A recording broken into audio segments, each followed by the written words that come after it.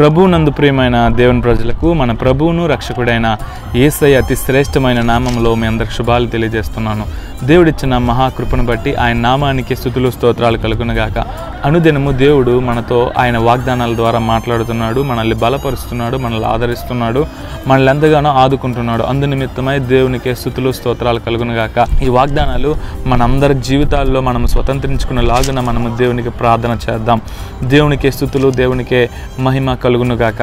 దేవుడు మన కోసం ఈరోజు ఏర్పాటు చేసిన దేవుని వాగ్దానము యెషయా గ్రంథం 1వ అధ్యాయము 19వ వచనము.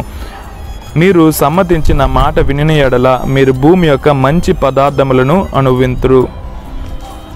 దేవుని నామానికి స్తోత్రం.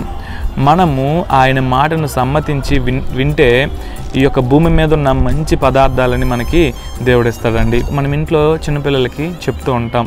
ఏమని చెప్తామంటే, నువ్వు నా మాట వింటే నీకు మంచి బహుమతిని ఇస్తాను, నీకు ఒక మంచి చాక్లెట్ ఇస్తాను, నువ్వు మాట వింటే నీకు ఏది కావాలిస్తే అది ఇస్తానని మనము చిన్నపిల్లలకి చెబుతుంటాం. వాళ్ళు మన మాట విన్నట్లయితే మనం నిజంగానే వాళ్ళకి ఇవ్వడానికి ఇష్టపడతాం. చిన్నపిల్లలైనా వాళ్ళు మన మాట వినకపోతే మనం వాళ్ళకి ఏది ఇవ్వడానికి ఇష్టపడమండి. ఎందుకంటే వాళ్ళు మన చెప్పిన మాట వినట్లేదని చెప్పేసి మనము వాళ్ళకి ఏది ఇవ్వాలని అనుకోం. ఇక్కడ చూసుకున్నట్లయితే మనం దేవుడి మాట వింటే ఆయన మంచి పదార్థాన్ని మనకి ఇస్తాడు. నీకు నాకు నచ్చిన పదార్థాన్ని ఇస్తాడు. ఈ భూమి మీద నీకేదైనా ఒక ఆశ కలిగి ఉన్నావు, నువ్వు ఒక ఆసక్తి కలిగి ఉన్నావు, నీ యొక్క ఆలోచన బట్టో నీ యొక్క జ్ఞానం బట్టో నువ్వు ఆ పని చేస్తే సఫలం కాదు. కానీ దేవుని మాట కోసం నిరీక్షించి ఆయన మాట కోసం నువ్వు వేచి ఉండి ఆయన మాట ఏం చెప్తాదో ఆ మాట ప్రకారం నువ్వు చేసినట్లయితే దేవుడు నీకు మంచి పదార్థాన్ని ఇస్తాడు. నీవు దేవునికి వ్యతిరేకంగా వెళ్ళి నువ్వెంత సమకూర్చుకున్నా అది నీకు నిలబడదు.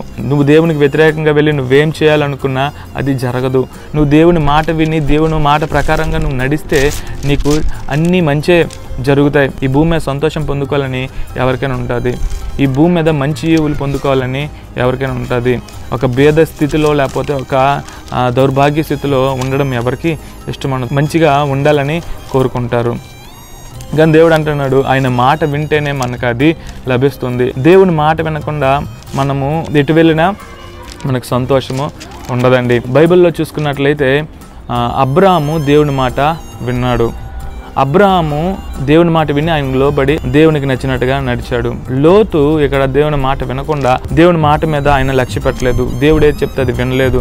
కాబట్టి అనేక శ్రమల పాలయ్యాడు. మనం దేవుని మాట వింటే మనం మంచి మార్గంలో నడిపిస్తాడు.